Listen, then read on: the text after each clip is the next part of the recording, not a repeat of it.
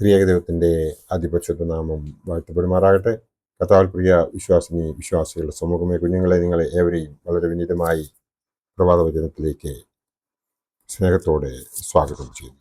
ഇന്നത്തെ ദിവസം 28 ഫെബ്രുവരി 2026, ഈ വർഷത്തിലെ 59ാമത്തെ ദിവസം, വലിയ നോയമ്പിലെ 13ാമത്തെ ദിവസം. ഇന്നത്തെ ചിന്താവിഷയം, ഞാൻ ആരാകുന്നു, ഹു ആം ഐ എന്ന് സ്വയം ചോദിച്ചിട്ടുണ്ടോ? ഞാൻ ആരാകുന്നു, ഹു ആം ഐ എന്ന് സ്വയം ചോദിച്ചിട്ടുണ്ടോ?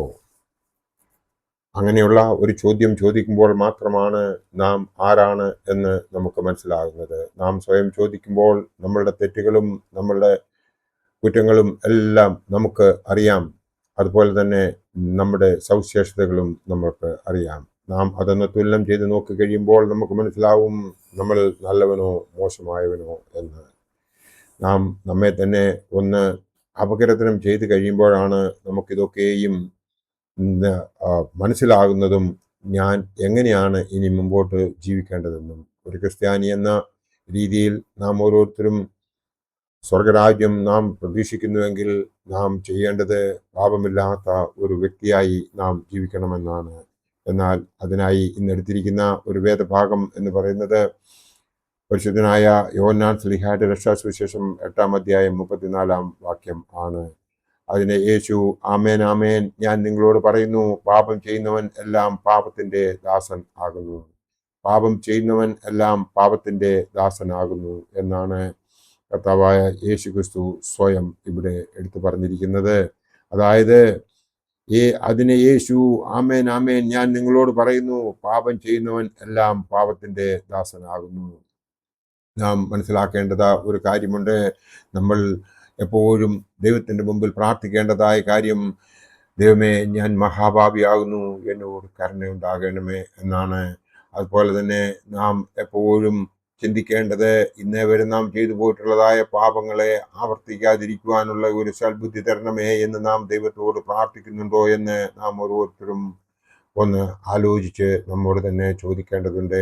ആദ്യമായി ഞാൻ ആരാകുന്നു എന്നുള്ളൊരു ക്വസ്റ്റ്യൻ മാർക്ക് എൻ്റെ തലയ്ക്ക് മുകളിൽ ഞാൻ ഇട്ടിട്ട് ഞാൻ അത് ഒന്ന് എഴുതി വെക്കാൻ ശ്രമിക്കുന്നുവെങ്കിൽ, എൻ്റെ ഭാര്യ എന്നെക്കുറിച്ച് എന്തായിരിക്കും പറയുക, എൻ്റെ ഭർത്താവ് എന്നെക്കുറിച്ച് എന്തായിരിക്കും പറയുക, എൻ്റെ മക്കൾ എന്നെക്കുറിച്ച് എന്തായിരിക്കും പറയുക, അതുമല്ലെങ്കിൽ എൻ്റെ അയൽവക്കത്തുള്ളവർ എന്നെക്കുറിച്ച് എന്തായിരിക്കും പറയുക, എൻ്റെ ഉറ്റ സ്നേഹിതൻ എന്തായിരിക്കും എന്നെക്കുറിച്ച് പറയുക, എൻ്റെ ഏറ്റവും വലിയ ശത്രു എന്നെക്കുറിച്ച് എന്തായിരിക്കും പറയുക എന്ന് സ്വയം എഴുതി കഴിയുമ്പോൾ നമുക്ക് നമ്മുടെ ഏത് സ്ഥാനത്താണ് നിൽക്കുന്നത് എന്ന് നമുക്ക് മനസ്സിലാവും.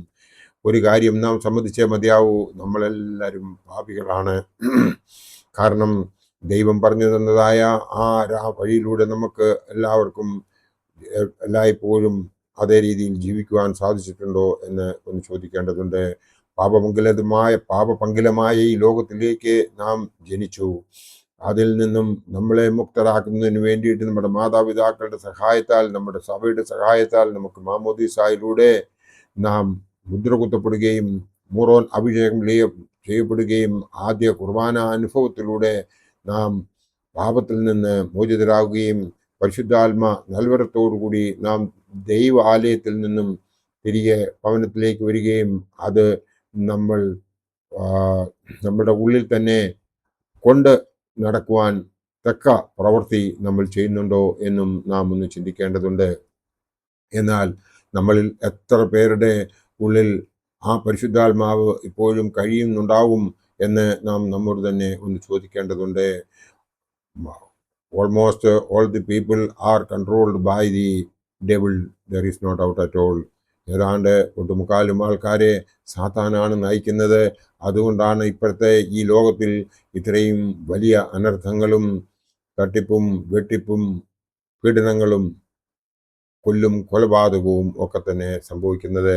അങ്ങനെയൊന്നും സംഭവിക്കാതിരിക്കണമെന്നുണ്ടെങ്കിൽ നാം ചെയ്യേണ്ടത്, ഈ വലിയ നോമ്പ് അതിനൊരു കാരണമാക്കി എടുത്തുകൊണ്ട് ഈ നോമ്പിൽ ഉപവസിക്കുകയും പ്രാർത്ഥിക്കുകയും ചെയ്യുന്നുവെങ്കിൽ, ഇടപെടാതെ പ്രാർത്ഥിക്കുന്നുവെങ്കിൽ, ദാനധർമ്മങ്ങൾ ചെയ്യുന്നുവെങ്കിൽ, സൽക്കർമ്മങ്ങൾ ചെയ്യുന്നുവെങ്കിൽ, നമ്മുടെ വാക്കുകളെ കൺട്രോൾ ചെയ്യുന്നുവെങ്കിൽ, നമ്മുടെ പ്രവൃത്തിയെ നമ്മൾ കൺട്രോൾ ചെയ്യുന്നുവെങ്കിൽ, നമ്മുടെ ആഹാരത്തിന് നമ്മൾ കൺട്രോൾ ചെയ്യുന്നുവെങ്കിൽ, അതായത് ദൈവത്തിലേക്ക് അടുക്കുന്നതിന് വേണ്ടിയിട്ട് നമ്മെ തന്നെ അവൻ്റെ മുമ്പിൽ സമർപ്പിക്കുന്നതിന് വേണ്ടിയിട്ട് നാം ഓരോരുത്തരും എന്താണ് ചെയ്യേണ്ടതെന്ന് നമ്മുടെ പിതാക്കന്മാർ പറഞ്ഞു തന്നതായ കാര്യങ്ങൾ നമ്മൾ കൃത്യമായിട്ട് മനസ്സിലാക്കി അപ്രകാരം ചെയ്യുവാൻ സാധിക്കുന്നുവെങ്കിൽ മാത്രമേ നാം ദൈവവേദനായി ജീവിക്കുവാൻ സാധിക്കത്തുള്ളൂ.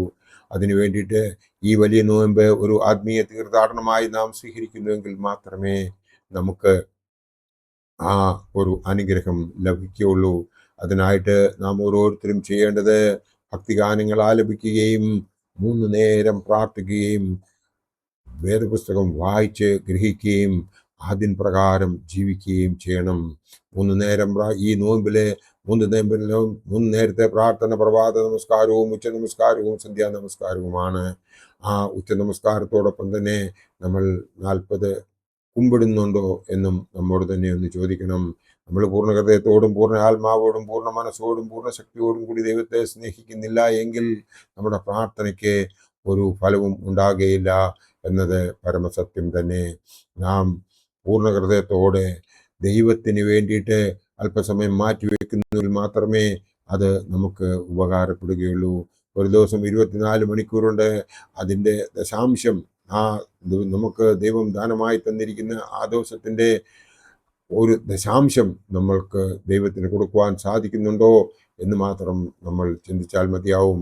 24 മണിക്കൂറിൻ്റെ 10% എന്ന് പറയുന്നത് നമ്മൾ ആ 2 മണിക്കൂറും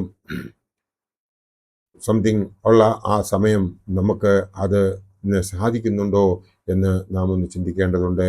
ആ 2 മണിക്കൂർ ഓരോ ദിവസം ദൈവത്തിന് വേണ്ടിയിട്ട് മാറ്റിവെക്കുന്ന നമ്മളിൽ എത്ര പേരുണ്ട്?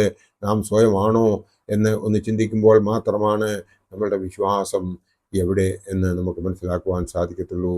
നമ്മൾ അനുഗ്രഹങ്ങൾ എന്തുകൊണ്ട് പ്രാപിക്കുവാൻ നമുക്ക് സാധിക്കുന്നില്ല, നമ്മുടെ എല്ലാ നല്ല ആഗ്രഹങ്ങളും എന്തുകൊണ്ട് സാധിച്ചു കിട്ടുന്നില്ല എന്നുള്ളതിൻ്റെ ഒന്നാമത്തെ തെളിവ് ആണ് നമ്മളുടെ പ്രാർത്ഥന വിശ്വാസത്തോടു കൂടിയല്ല എന്നുള്ളത്.